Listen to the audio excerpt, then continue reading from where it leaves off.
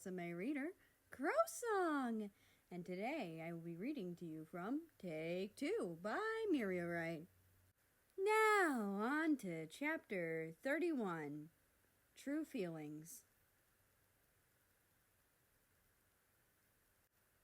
Russia drove the car and brought America back to his place.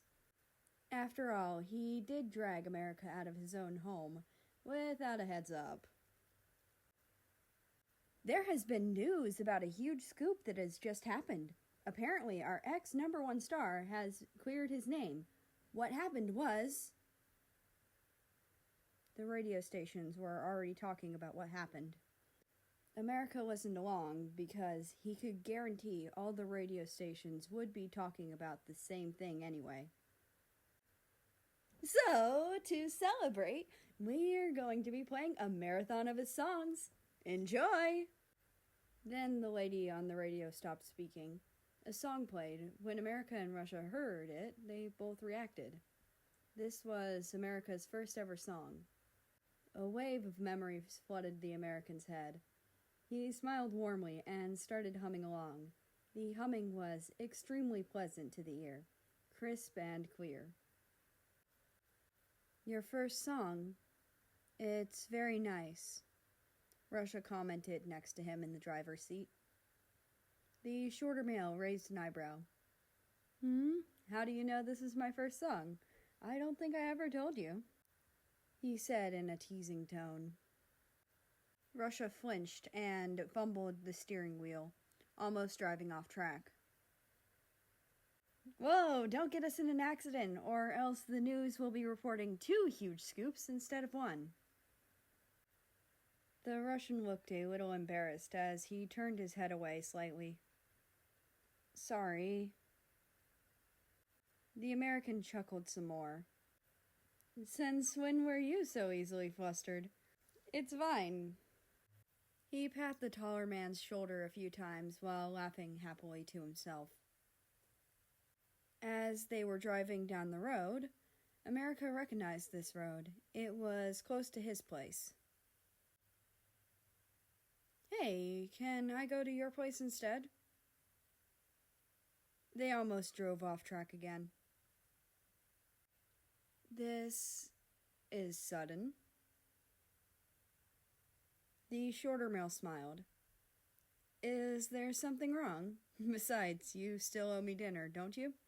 Well, I guess it's the afternoon, so let's change it to lunch. This was a lie. In truth, America just wanted to spend more time with him. The Russian didn't say anything more. He complied and drove both of them to his place again. When they were in front of his door, Russia made sure not to let anyone see his door password, probably for security reasons. You can never be too safe. Seeing the familiar penthouse, there was a sudden burst of energy that erupted within the shorter male. He saw the piano and itched to play on it. Once a musician, always a musician. It was like a habit to him. Besides, there was also the new song he had been working on for a while. He wanted Rush to hear it first before releasing it to the public.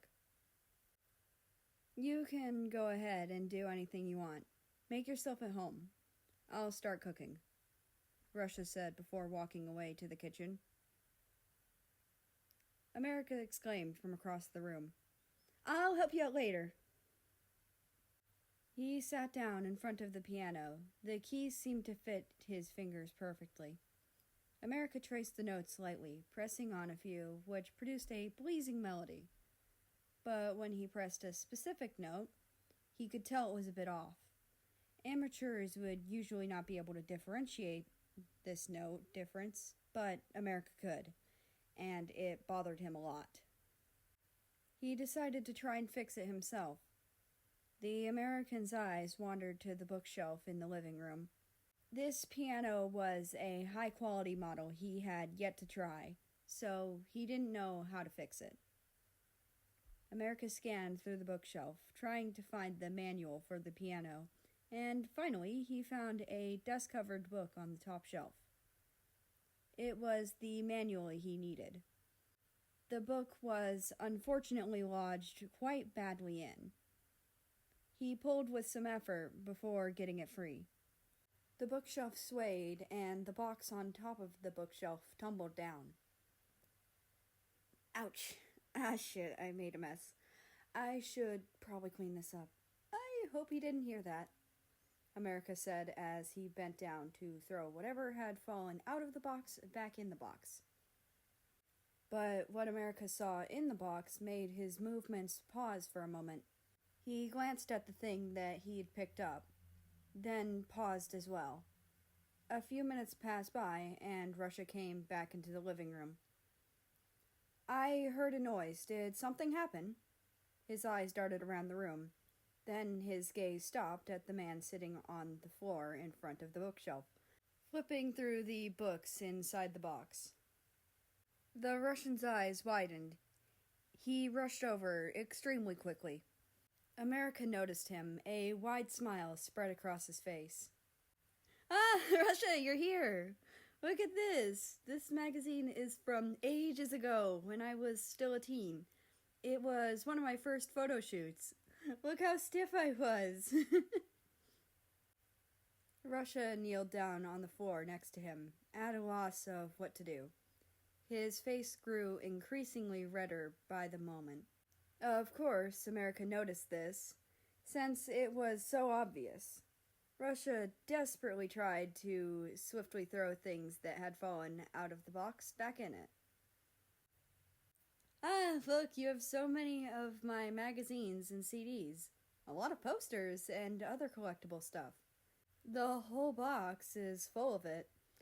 I wonder if the other boxes on top are full of it as well. The Russian could not utter a word. He choked on the words before they could escape his mouth. A lot of these sold out years ago, years before we even met at that party. America turned his head towards the flustered Russian. The shorter male inched closer. Russia tried to raise his hands to cover his face, but America firmly grabbed both of them before he could. The person you mentioned at the award ceremony, I do wonder who they could be. America smirked and teased the person in front of him. Russia tried to say something, but nothing would come out. His face only turned redder and redder. His eyes swirled with confusion, but he also felt his face was excruciatingly warm. The Russian averted his gaze out of embarrassment. America continued, the grin on his face not fading one bit.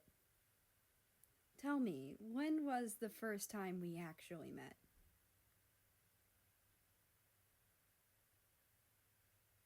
And that's the end of this chapter.